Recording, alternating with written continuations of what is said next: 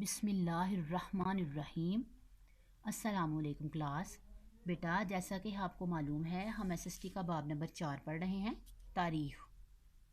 بیٹا پچھلے لیکچر میں ہم نے تحریک پاکستان کے دو اہم واقعات، دو قومی نظریے کا ارتقاء اور سر سید احمد خان کی برصغیر کے مسلمانوں کے لیے خدمات کے بارے میں پڑھا تھا۔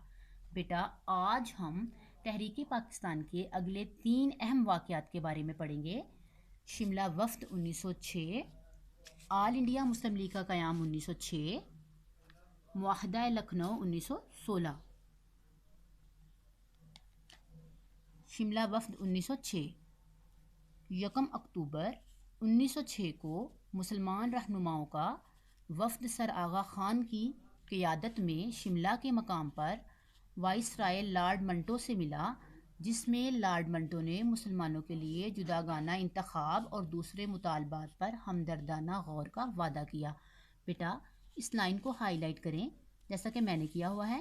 یہاں پر ہمارا ایم سی کیوز بنتا ہے کہ شملہ وفد کس سے ملا؟ لارڈ منٹو سے۔ بیٹا یہ ہماری ایکسرسائز کا ایم سی کیوز ہے۔ بیٹا 1906 میں 35 مسلمان رہنماؤں کے وفد نے سر آغا خان کی قیادت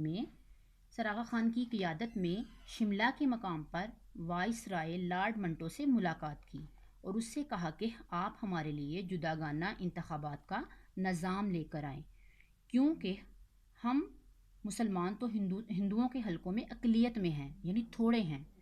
ایسا کیسے ممکن ہے کہ ہم جیت جائیں اور ہندو ہم سے پیچھے رہ جائیں، جبکہ ان کی آبادی ہی ہم سے زیادہ ہے؟ اور اس کے علاوہ یہ بھی کہا کہ جہاں جہاں مسلمانوں کا کوٹا بنتا ہے وہاں ان کو گورنمنٹ جابس دی جائیں۔ لارڈ منٹو نے انہیں بڑی سنجیدگی سے سنا اور مسلمان بھی کافی خوش ہوئے کہ یہ ملاقات اچھی رہی۔ بیٹا اس ملاقات کے کیا فائدے ہوئے اب ہم وہ دیکھتے ہیں۔ اہم معلومات میں دیکھیں ذرا۔ شملہ وفد کی کامیابی نے مسلمانوں کو اپنی سیاسی جماعت قائم کرنے کا حوصلہ بخشا۔ جداگانہ انتخابات کی شکل میں ہر قوم اپنے اپنے نمائندوں کو ووٹ دینے کی حقدار ٹھہری۔ بیٹا شملہ وفد کی کامیابی سے مسلمانوں کے حوصلے بلند ہوئے اور انہوں نے اپنی سیاسی جماعت قائم کرنے کا فیصلہ کیا۔ اس کے علاوہ جداگانہ انتخابات کی شکل میں ہر قوم اپنے اپنے نمائندوں کو ووٹ دینے کی حقدار ٹھہری، یعنی ہندو جو ہیں وہ ہندو نمائندوں کو ووٹ دیں گے اور مسلمان نمائندوں کو ووٹ دیں گے۔ اب بیٹا ہم پڑھتے ہیں آل انڈیا مسلم لیگ کا قیام۔ 30 دسمبر 1906 کو ڈھاکہ میں محمدن ایجوکیشنل کانفرنس کا اجلاس ہوا، جس میں نواب سلیم اللہ خان نے مسلم لیگ کے قیام کی تجویز پیش کی اور مسلم لیگ کا قیام عمل میں آیا، جس کے اہم مقاصد درج ذیل تھے۔ نمبر 1 انگریز حکومت سے تعاون کرنا، نمبر 2 مسلمانوں کے حقوق کی حفاظت کرنا، نمبر 3 دوسری قوموں سے دوستانہ تعلقات قائم کرنا۔ پنجاب میں سر محمد شفیع، علامہ محمد اقبال، ملک برکت علی اور دوسرے مسلمان رہنماؤں نے مسلم سیاست میں اہم کردار ادا کیا۔ بیٹا برصغیر کے مسلمانوں میں ایک بے چینی سی تھی، ہندوؤں کے اس سلوک کی وجہ سے جو انہوں نے مسلمانوں سے روا رکھا تھا۔ مسلمانوں نے جو فیصلہ کیا تھا کہ وہ سیاست سے دور رہیں گے، اب وہ ممکن نہ رہا۔ ہندوستان کے مسلمانوں کے لیے ضروری ہو گیا تھا کہ وہ اپنے حقوق کے تحفظ کے لیے سیاست میں حصہ لیں۔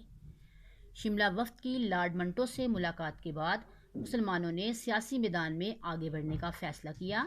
اس سلسلے میں ڈھاکہ کے مقام پر محمدن ایجوکیشنل کانفرنس طلب کی گئی، جس میں ایک نئی سیاسی جماعت کی تشکیل پر غور کیا گیا اور فیصلہ ہوا کہ ہندوستان کے مسلمانوں کی ایک الگ سیاسی جماعت ہوگی جس کا نام مسلم لیگ ہوگا۔ اس کے مقاصد یہ طے پائی کہ انگریز حکومت سے تعاون کیا جائے گا، مسلمانوں کے حقوق کی حفاظت کی جائے گی اور دوسری قوموں سے دوستانہ تعلقات قائم کیے جائیں گے۔ بیٹا اب ہم پڑھتے ہیں معاہدہ لکھنؤ 1916۔ 1916 میں لکھنؤ کے مقام پر مسلم لیگ اور کانگریس کے درمیان ایک معاہدہ طے پایا، جسے میثاق لکھنؤ یا معاہدہ لکھنؤ کا نام دیا گیا۔ اس معاہدہ میں پہلی بار کانگریس نے مسلمانوں کو ایک الگ قوم اور اس کے جداگانہ انتخاب کے اصول کو تسلیم کیا۔ اس معاہدے کی وجہ سے قائد اعظم کو ہندو مسلم اتحاد کے سفیر کا نام دیا گیا۔ بیٹا، ہندوستان کے حالات کے پیش نظر ہندو مسلم اتحاد بہت ضروری تھا، اس لیے 1916 میں مسلم لیگ اور کانگریس کا اجلاس لکھنؤ میں منعقد کیا گیا۔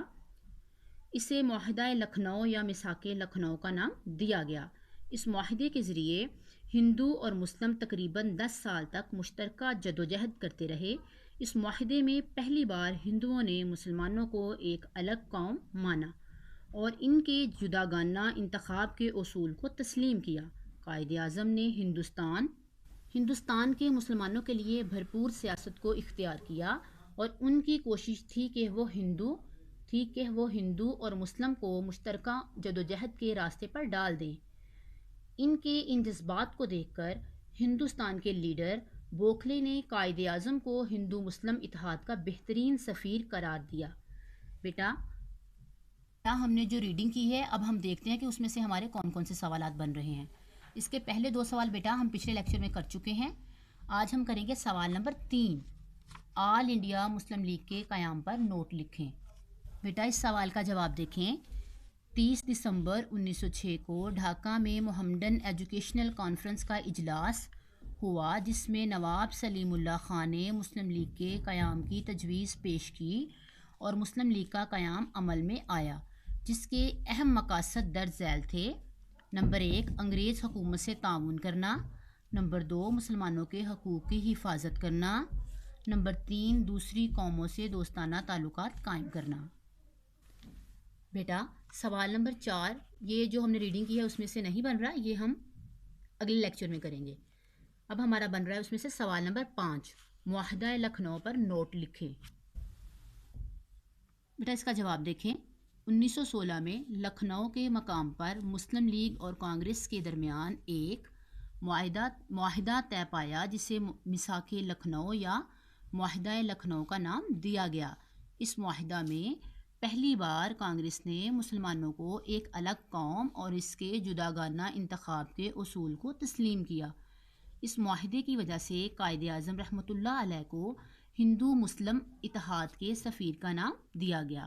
بیٹا، اب آپ لوگوں کا ہوم ورک یہ ہے کہ آپ نے ان دونوں سوالات کے جوابات اور جو پوائنٹ میں نے آپ لوگوں کو ہائی لائٹ کروایا ہے اس کو اچھی طرح یاد کر لینا ہے۔